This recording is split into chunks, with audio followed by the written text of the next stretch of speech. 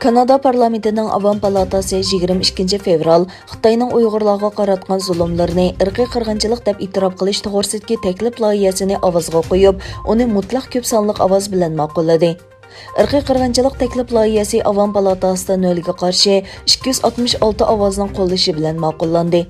Ma'lum bo'lishicha, taklif loyihasi Avam Palatasiga ko'pchilik o'qituvchi parlament a'zolarining qo'llashi, shuningdek, hokimiyat beshidagi liberallar partiyasidan bo'lgan bir qism parlament a'zolarining qo'llashiga erishgan.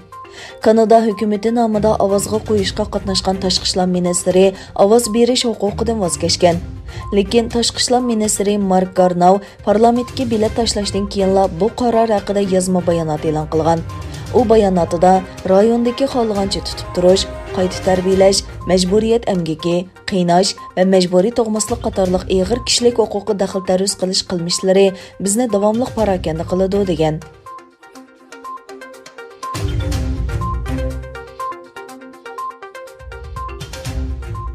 Angliya tashqi ishlar ministri Dominic Raab 22 fevral Birlashgan Davlatlar Tashkiloti kishilik huquq kengashiga murojaat so'zi qilib, ularni Sharqi Turkistondagi lagerlarni tekshirishga darhol odam avatishga chaqirdi. U so'zida Sharqi Turkiston vaziyati biz hal qila oladigan doiradan halqib ketdi. U yerda yuz berayotgan qiynashlar, majburiy emgak, ayollarni tug'mas qilib etish qatorliq qilmishlar to'limi qabih va keng doiralik bo'lib, ko'lamlashgan sanoat shaklida yuz berayotdi deganlarni o'tirg'a qo'yib, Birlashgan Davlatlar Tashkilotiga ogohlantirish berdi. Birlashgan Davlatlar Tashkiloti kishilik huquq kengashining 46 qatimliq yig'inida so'z qilgan Raab, Birlashgan Davlatlar Tashkiloti kishilik huquq oliy komissari yoki boshqa bir mustaqil mutaxassisning rayoniga darhol kirib tekshirishga ruxsat berilishi kerakligini aytdi.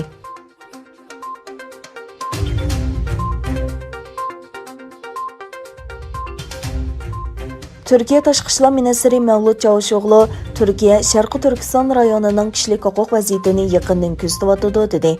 Çavuşoğlu sin yig'ini usul orqali Birlashgan Davlatlar Tashkiloti kishilik huquq kengashining 46 qatimliq yig'iniga qatnashdi.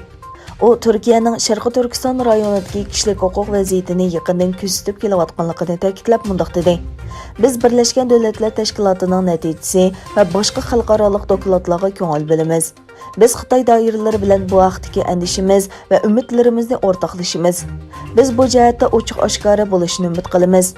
Turkiya Xitoyning egilik huquqi va zamin butunligiga hurmat qilish bilan bir vaqtda Uyg'ur turklari va boshqa musulmonlarning kishilik huquqini qo'g'dashning muhimligini ta'kidlaydi. Biz Birlashgan Davlatlar Tashkiloti oliy komissar vakillar o'mikining rayonga ziyoratga kelishiga munosabatli taraqqiyotlarni davomli kuzatamiz. Xitoyning taklifiga binoan bizmo vakillar o'mikimizni rayonni ziyorat qilishga avatimiz.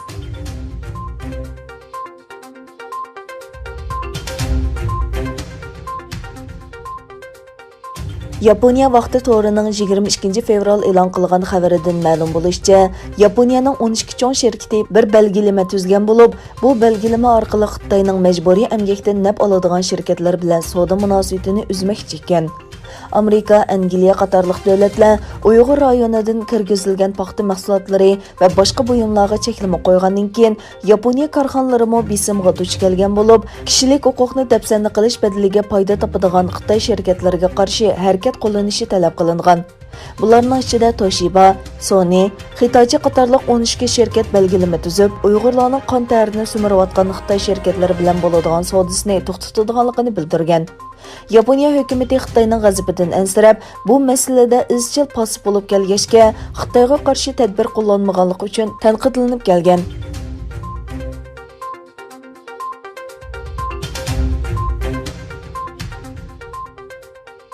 Xitoy tashqi ishlar ministri yangi Amerika hukumatining tashqi siyosatini baholash va qayta ko'zdan kechirish bosqichida ekanligini, Amerika siyosatlarini o'zgarsa iqlim o'zgarish va Xitoy virusi qatorliq sohalarda hamkorlashishga tayyor ekanligini ta'kidladi. Wang Yi Xitoyning barliq tadbirlarini yo'lga qo'yib, Amerika shirkatlarining savdo sohasidagi huquqini qo'g'dashga tayyor ekanligini ta'kidlab, Washington hukumatining Xitoy tovarlariga qo'ygan keraksiz tamojna beji va Xitoy shirkatlariga shundaqla tadqiqot va ma'rif organlariga yurgizgan bir taraflama embargolarga hamda Xitoyning texnika taraqqiyotini to'sish urinishiga xotima berishi kerakligini bildirdi. Amerika Tashqi ishlar ministrligining bayonotchisi Price bo'lsa, Wang Yining so'zini Xitoyning yana mas'uliyatdan qochishi deb atadi.